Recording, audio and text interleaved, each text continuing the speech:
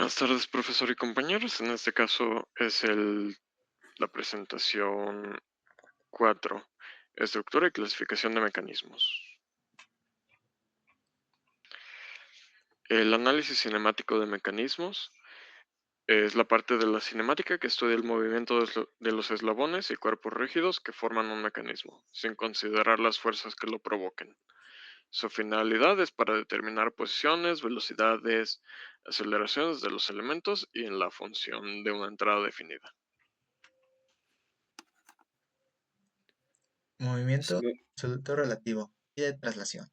Las transformaciones de Galileo son las ecuaciones que relacionan los vectores de posición, velocidad y aceleración, medidos desde dos sistemas de referencia diferentes. Cuando uno de ellos está en un reposo y el otro se mueve con velocidad constante con respecto al primero. Vamos a ver aquí la figura.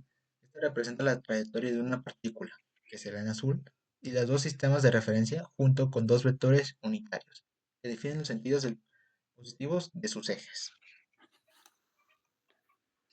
Vamos a pasar a un poco a verlo, un poquito más de la explicación que estaba arriba sobre el movimiento relativo. Pues, ¿qué se refiere? Se refiere a un movimiento de un objeto observado desde un marco de referencia particular. Como lo vemos en el ejemplo, esa pequeña barca que va ahí por el río, que debido a la corriente, pues la embarcación tiene una velocidad respecto al agua, ¿no? Que es diferente a la velocidad que tiene respecto a la orilla, ¿verdad? O la Tierra. Es por esto que se habla de la velocidad o movimiento relativo, o sea, dependiendo del lugar donde se encuentre.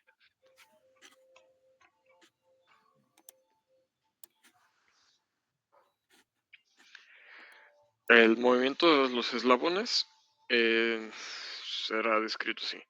En el caso del doble balance y la balancín tiene un eslabón opuesto al más corto del mecanismo de 4 barras como el marco. En esta configuración, ninguno de los eslabones conectado al marco serán capaces de completar una oscilación completa y oscilarán entre límites o se balancearán. Métodos de deducción de la ecuación vectorial y los métodos de polígonos vectoriales para su relación. Es un método analítico y preciso que utiliza la descomposición de los vectores en sus componentes, mientras que el método de polígonos es un método gráfico que utiliza representaciones visuales de los vectores. Métodos de la deducción de las ecuaciones vectoriales, que se llama como el método analítico. Este método se basa en la geometría analítica y es más preciso, ya que sus resultados solo están limitados por la exactitud de los datos iniciales.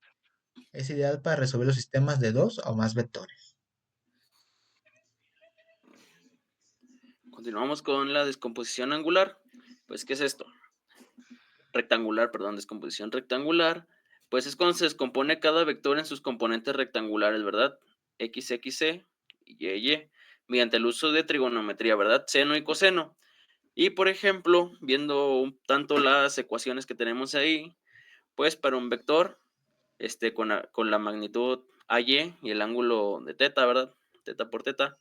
Pues, como vemos ahí el componente X, vemos esa ecuación, y para el componente Y tiene ecuaciones, pues, de ángulos, ¿verdad? Y ya.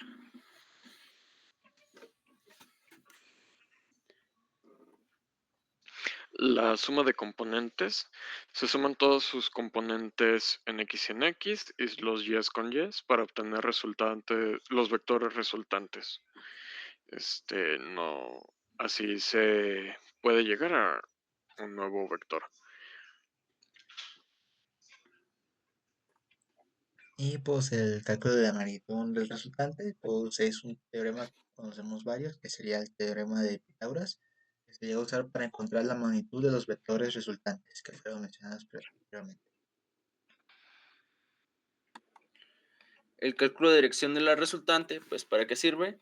Pues se utiliza la función tangente inversa para encontrar el ángulo del vector resultante con respecto al eje de X, que también se ve en muchísimas operaciones cuando usamos, pues, la función inversa, ¿verdad?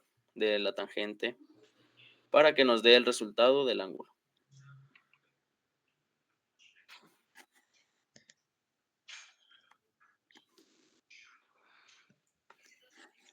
Los pasos para resolver un sistema de vectores Son en este caso temas de álgebra lineal.